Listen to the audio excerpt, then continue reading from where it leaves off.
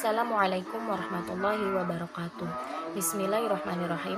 Kami dari kelompok 5 akan mempresentasikan hasil diskusi kami dalam mata kuliah Pendidikan Pancasila dengan materi Pancasila sebagai Sistem Filsafat. Sebelumnya, perkenalkan, nama saya Mega Fadilah. Di sini saya akan mencoba menjelaskan tentang landasan ontologis Pancasila dan juga landasan epistemologis Pancasila. Sebelumnya, apa sih pengertian filsafat itu? Pengertian filsafat itu ada 5. Yang pertama, informal. Informal maksudnya adalah sekumpulan sikap atau kepercayaan terhadap kehidupan dan alam yang biasanya diterima secara tidak kritis. Yang kedua adalah formal, maksudnya proses kritik atau pemikiran terhadap suatu kepercayaan dan sikap yang dijunjung tinggi. Yang ketiga adalah komprehensif. Komprehensif maksudnya adalah usaha untuk mendapatkan gambaran secara keseluruhan atau secara lebih jelas lagi. Yang keempat adalah linguistik. Linguistik maksudnya analisa logis dari bahasa serta penjelasan dari arti dan konsep itu sendiri. Dan yang terakhir adalah aktual fundamental. Aktual fundamental adalah suatu problematik yang mendapatkan perhatian langsung dari masyarakat itu sendiri dan langsung dicarikan jawabannya oleh ahli filsafat. Selanjutnya, saya akan menjelaskan tentang landasan ontologi Pancasila. Ontologi sendiri menurut Aristoteles adalah ilmu yang menjelaskan tentang hakikat adanya sesuatu atau tentang adanya keberadaan atau eksistensi yang artinya disamakan dengan metafisika. Bidang ontologi menyelidiki tentang makna yang ada atau keberadaan eksistensi, tentang manusia, tentang keberadaan benda, tentang keberadaan alam semesta atau yang disebut dengan kosmologi dan juga metafisika. Pancasila yang terdiri atas 5 sila bukanlah asas yang berdiri sendiri-sendiri, melainkan memiliki satu kesatuan yang masuk pada dasar ontologis Pancasila itu sendiri. Assalamualaikum warahmatullahi wabarakatuh. Nama saya Basriani, saya dari kelompok 5 MK Pancasila. Saya akan mempresentasikan di belakang saya ada peta konsep, akan menjelaskan tentang landasan aksiologis. Sila-sila Pancasila sebagai suatu sistem filsafat memiliki satu kesatuan dasar aksiologis, yaitu nilai-nilai yang terkandung dalam Pancasila pada hakikatnya juga merupakan suatu kesatuan. Istilah aksiologis berasal dari kata Yunani axios yang artinya nilai manfaat dan logos yang artinya pikiran, ilmu, dan teori. Aksiologis adalah teori nilai, yaitu suatu yang diinginkan, disukai, atau yang baik. Nilai adalah suatu kemampuan yang dipercayai yang ada pada suatu benda untuk memuaskan manusia. Nilai itu suatu sifat atau kualitas yang melekat pada suatu objek. Max Keller menggunakan bahwa nilai pada tingkatannya dan dapat dikelompokkan menjadi 4, yaitu yang pertama, nilai kenikmatan, nilai kehidupan, nilai-nilai kejiwaan, dan nilai kerohanian.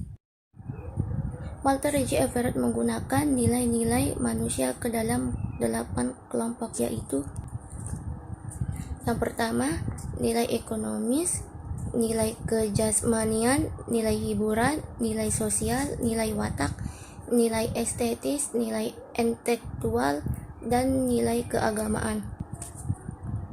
Noto Magoro membagi nilai menjadi 3 macam, yaitu nilai material, nilai vital, dan nilai kerohanian. Nilai kerohanian yaitu segala sesuatu yang berguna bagi rohani yang dapat dibedakan menjadi 4 macam, yaitu nilai kesamaan yang bersumber pada akal manusia, nilai keindahan atau pada unsur persamaan manusia, dan nilai kebaikan atau nilai moral yang bersumber pada unsur kehendak manusia. Nilai religius yang merupakan nilai keharmonian tertinggi dan termutlak. Nilai religius ini bersumber kepada kepercayaan atau keyakinan manusia. Dalam filsafat Pancasila disebutkan ada 3 tingkatan nilai, yaitu nilai dasar, nilai instrumental, dan nilai praksis.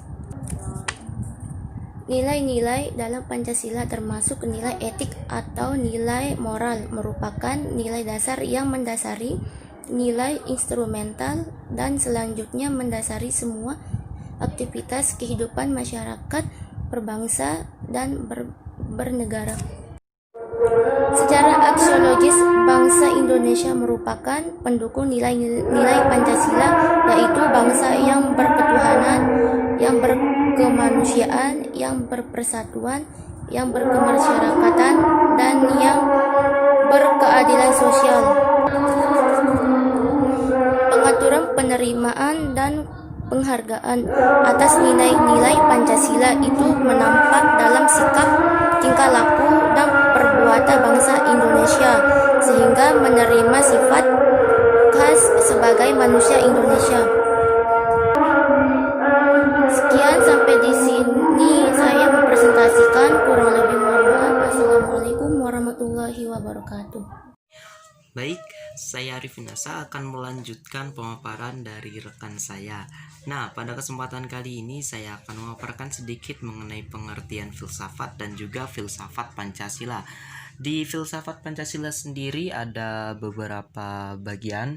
Yang pertama ada asal mula Pancasila, ada landasan filsafat Pancasila, ada tujuan filsafat Pancasila, ada juga instruksi Presiden Republik Indonesia nomor 12 tahun 1968, dan yang terakhir ada tinjauan Pancasila dari berbagai segi. Untuk yang pertama mengenai pengertian filsafat terlebih dahulu. Tentu kita sudah tidak asing kan dengan yang namanya filsafat. Sebetulnya filsafat itu apa sih? Tapi kalau misalkan kita berbicara mengenai filsafat atau mendengar kata filsafat, tentu kita bakalan membayangkan mengenai hal-hal yang abstrak atau yang tidak konkret gitulah, tidak nyata dan hanya berupa bayang-bayang atau lamunan saja. Padahal filsafat itu tidak sedemikian apa yang kita bayangkan. Mengingat filsafat juga mempermasalahkan hal-hal yang tampak atau yang praktis, termasuk hal-hal yang konkret. Karena filsafat berhubungan dengan kehidupan manusia dalam kegiatan sehari-hari.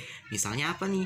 Misalnya hubungan dengan sesama manusia, dengan masyarakat luas, terus hubungan dengan negara, dan berkaitan pula nih dengan masalah-masalah bidang kehidupan politik, ekonomi, sosial budaya, hukum, dan pendidikan. Jadi apa sih pengertian filsafat itu? Jadi dapat disimpulkan nih kalau misalkan filsafat itu kegiatan berpikir manusia yang berusaha untuk mencapai kebijakan dan kearifan. Untuk yang selanjutnya yaitu filsafat Pancasila. Yang pertama ada asal mula Pancasila. Nah, mengenai asal mula Pancasila sendiri, Bapak Profesor Dr. Noto Nagoro dalam bukunya yang berjudul Pancasila secara ilmiah populer tahun 1975 menyebutkan bahwa adanya beberapa macam asal mula atau sebab musabab Pancasila dapat dipakai sebagai falsafah negara. Yang pertama ada causa materialis, yang artinya asal mula bahan yang memang terdapat dalam adat kebiasaan, kebudayaan, dan dalam agama-agamanya. Terus yang kedua ada causa formalis dan causa finalis. Causa formalis sendiri itu artinya asal mula atau bentuk bangunan. Sedangkan causa finalis berarti asal mula tujuan. Terus yang ketiga ada sebagai sambungan dari kausa formalis dan kausa finalis. Yang terakhir ada kausa efisien atau asal mula karya. Untuk pembahasan yang kedua yaitu landasan filsafat Pancasila. Landasan filsafat Pancasila sendiri itu ada beberapa landasan. Yang pertama ada landasan filosofis. Landasan filosofis adalah filsafat Pancasila sebagai bagian dari pendidikan nasional. Maka filsafat Pancasila dilandasi Pancasila dan Undang-Undang Dasar tahun 1945. Yang kedua ada landasan kultural, yang berarti landasan yang digali dari nilai-nilai luhur budaya bangsa yang sudah ada semenjak berabad-abad lamanya di Indonesia. Yang ketiga yaitu landasan historis. Landasan historis adalah landasan sejarah dalam membebaskan diri dari segenap penderitaan selama berabad-abad dalam penjajahan. Yang keempat yaitu landasan yuridis filsafat Pancasila. Nah, di landasan yuridis Pancasila sendiri itu ada 3 bagian. Yang pertama dalam pasal 31 ayat 1 Undang-Undang Dasar 1945 yang berbunyi setiap warga negara berhak mendapatkan pendidikan.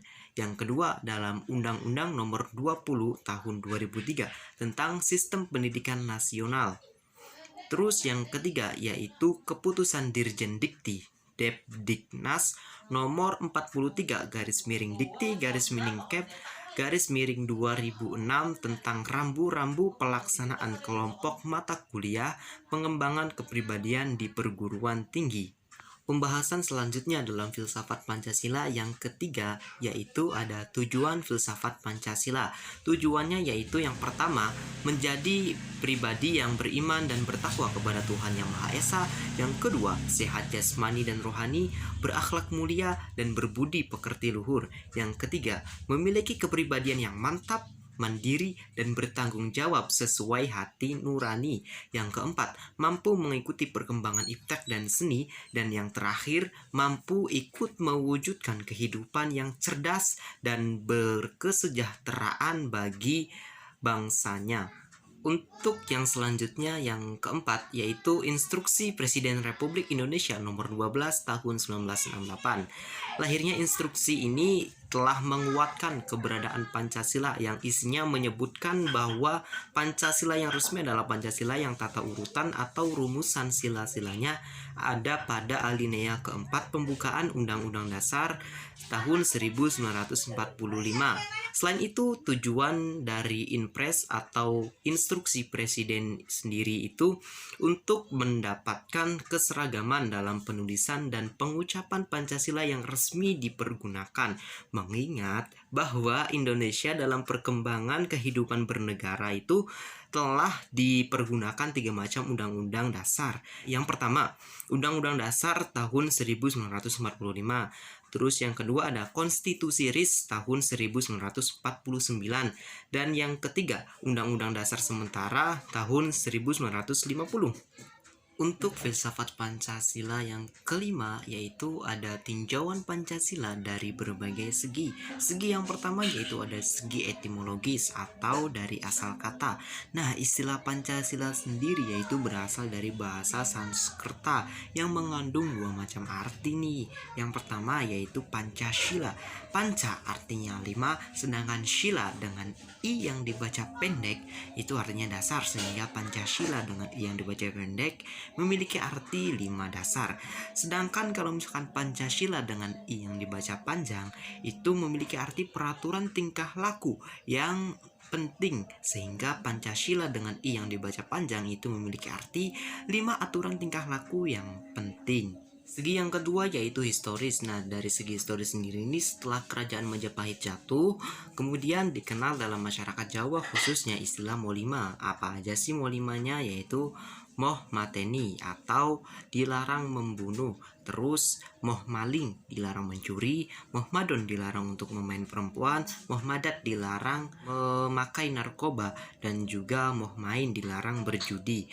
Untuk segi yang selanjutnya yaitu istilah resmi. Resmi adalah istilah Pancasila bagi 5 dasar yang diusulkan oleh Insinyur Soekarno pada sidang pertama BPUPKI hari terakhir tanggal 1 Juni tahun 1945. Untuk segi yang selanjutnya yaitu segi yang terakhir nih, yaitu segi yuridis. Nah, segi yuridis adalah pengertian Pancasila dalam sila-sila atau 5 sila dari Pancasila yang tata urutan atau rumusannya tercantum pada alinea keempat pembukaan Undang-Undang Dasar 1945. Selanjutnya yaitu Pancasila sebagai suatu sistem filsafat. Sebagai suatu sistem, Pancasila merupakan kesatuan dari bagian-bagian. Dalam hal ini, tiap-tiap dari sila Pancasila antara yang satu dengan yang lainnya saling berhubungan, berkaitan, dan saling melengkapi.